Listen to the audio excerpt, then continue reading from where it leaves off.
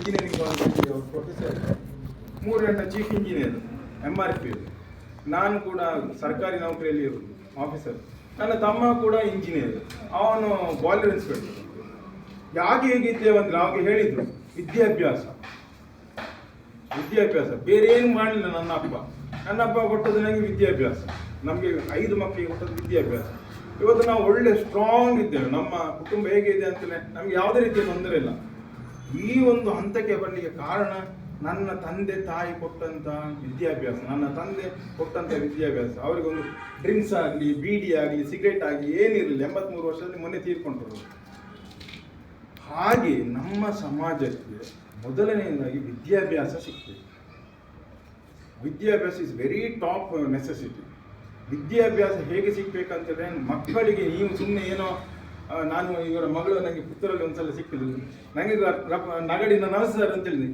ನಾನು ಎಲ್ಲಿ ನೋಡಿದ್ದೇನೆ, ಅವಳನ್ನು ಒಂದ್ಸಲ ನೋಡಿದ್ದೇನೆ ನಾನು, ಆಗ ಗೊತ್ತಾಯಿತು ಅವಳೀಗ ಮೋಸ್ಟ್ಲಿ LLBಗೆ ಟ್ರೈ ಮಾಡ್ತಾಳೆ ಅಂತ ಅನಿಸ್ತದೆ. ಎಷ್ಟು ಒಳ್ಳೆಯ ವಿಷಯ ನೋಡಿ.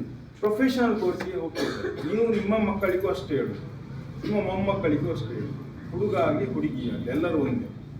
ಮಕ್ಕಳಿಗೆ ಪ್ರೊಫೆಷನಲ್ ಕೋರ್ಸ್, ಅವರನ್ನು ಸುಮ್ಮನೆ 10th ಮಾಡಿಸಿ, PUC ಆರ್ಟ್ಸ್ ಮಾಡಿಸಿ, BA ಮಾಡಿಸಿ ಅವರ ಜೀವನ ಭವಿಷ್ಯನ ಹಾಳು ಮಾಡಬೇಡಿ. ಅದು BAಗೆ ಹೋಗೋದು ಯಾರು ಅಂತ ಹೇಳಿದ್ರೆ ಜಾಲಿ, ನನ್ನ ಅಪ್ಪನಲ್ಲಿ ಕೋಟಿಗಟ್ಟಲೆ ದುಡ್ಡು ಉಂಟು, ಎಂಜಾಯ್ ಮಾಡಲಿ ನನ್ನ ಮಗ ಅಂತ ಹೇಳುವ ಉದ್ದೇಶಕ್ಕೆ ದೊಡ್ಡ ಕಾರ್, ಆಡಿ ಕಾರನ್ನು ಕೊಟ್ಟು ನನ್ನ ಮಗ ಎಂಜಾಯ್ ಮಾಡಲಿ ಅಂತೇಳಿ. ಹಾಗೆ ಮಾಡಲಿಕ್ಕೆ ನಮಗೆ ಆಗೋದಿಲ್ಲ, ನಮ್ಮ ಸಮಾಜಕ್ಕೆ ಆಗೋದಿಲ್ಲ. ಸೊ ಅದಕ್ಕೆ ಹೇಳುವಂಥದ್ದು ಪ್ರೊಫೆಷನಲ್ ಕೋರ್ಸ್, ಅದು ITI ಇರ್ಬೋದು, ಡಿಪ್ಲೊಮಾ ಇರ್ಬೋದು, ಇಂಜಿನಿಯರಿಂಗ್ ಇರ್ಬೋದು, ಮೆಡಿಕಲ್ ಫೀಲ್ಡ್ ಇರ್ಬೋದು, ಹೀಗೆ ಇದನ್ನು ನಾವು ಬಳಸಿಕೊಳ್ತಾ ಇಲ್ಲ. ನಮ್ಮ ಅಂಬೇಡ್ಕರ್ ಕೊಟ್ಟಂಥ ಸವಲತ್ತು ಇವತ್ತಿಗೆ ಇದನ್ನು ಎಲ್ಲ ಕಡ್ದು ಕೊಂದು ಹೂತಾಗಲೇ ಪ್ರಯತ್ನದಲ್ಲಿ ಮಾಡಿದ್ದಾರೆ, ಅರ್ಧಕ್ಕರ್ಧ ಇನ್ನೂ ಕೂಡ ಹೂತ್ಲಿಕ್ಕೆ ನೋಡ್ತಾ ಇದ್ದಾರೆ.